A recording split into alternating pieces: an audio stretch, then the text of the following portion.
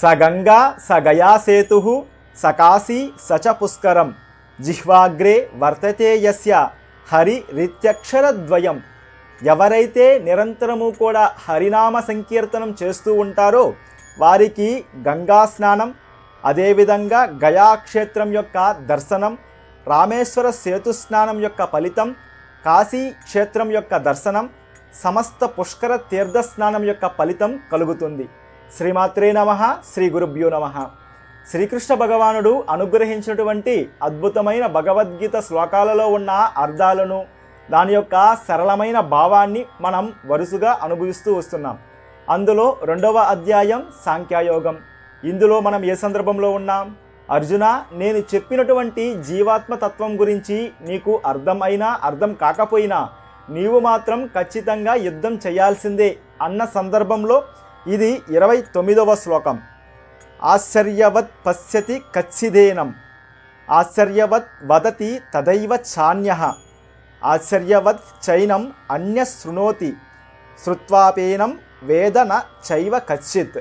అంటే ఓ అర్జున, ఆశ్చర్యకరమైనటువంటి ఈ ఆత్మ గురించి ఎవడో ఒకడు, కోటిలో ఒకడు మాత్రమే తెలుసుకుంటూ ఉన్నాడు. ఆ తెలుసుకున్నవాడు కూడా ఈ ఆశ్చర్యకరమైనటువంటి జీవాత్మ గురించి ఎవడికో ఒకడికి, కోటిలో ఒకడికి ఉపదేశిస్తూ ఉన్నాడు, అంటే వర్ణిస్తూ ఉన్నాడు ఆత్మ గురించి. అదేవిధంగా ఎవడో ఒకడు, కోటిలో ఒకడు ఈ ఆశ్చర్యకరమైనటువంటి జీవాత్మ గురించి శ్రద్ధగా వింటూ ఉన్నాడు. అలా విన్నా కూడా ఈ జీవాత్మ గురించి పూర్తిగా తెలుసుకోలేకపోతూ ఉన్నాడు అర్జున అన్నది ఈ శ్లోకం యొక్క అర్థం. ఆశ్చర్యవత్ పశ్యతి కచ్చిదేనం, ఆశ్చర్యవత్ వదతి తదైవ చాన్యః, ఆశ్చర్యవత్ చైనం అన్య శృణోతి శ్రుత్వాపేనం వేదన చైవ కచ్చిత్ అన్నది అర్జునుడికి శ్రీకృష్ణ భగవానుడు చెబుతూ ఉన్నాడు. ఎందుకు జీవాత్మ గురించి ఆశ్చర్యమా ఆశ్చర్యం ఆశ్చర్యం అంటూ ఇన్ని పదాలు ఉపయోగించాడు అంటే, అవును, నిజమైనటువంటి ఆశ్చర్యం ఏంటి అంటే జీవాత్మ యొక్క స్వరూపం.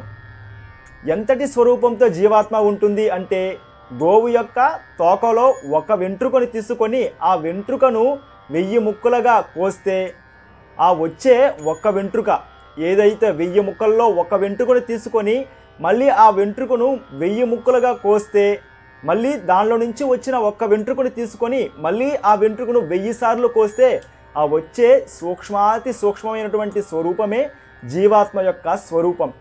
ఆ యొక్క జీవాత్మ స్వరూపంలో మళ్ళీ పరమాత్మ ఉండడం, ఇది కదా ఆశ్చర్యం. అందుకనే శ్రీకృష్ణ భగవానుడు ఆ జీవాత్మ గురించి ఆశ్చర్యకరమైనటువంటి వస్తువు, ఆశ్చర్యం ఆశ్చర్యం అని ఇన్ని పదాలు వేయవలసి వచ్చింది ఈ యొక్క శ్లోకంలో. అంతటి ఆశ్చర్యకరమైనటువంటి సూక్ష్మాతి సూక్ష్మమైనటువంటి జీవాత్మలో పరమాత్మ ఉండడం ఇంకా ఆశ్చర్యం.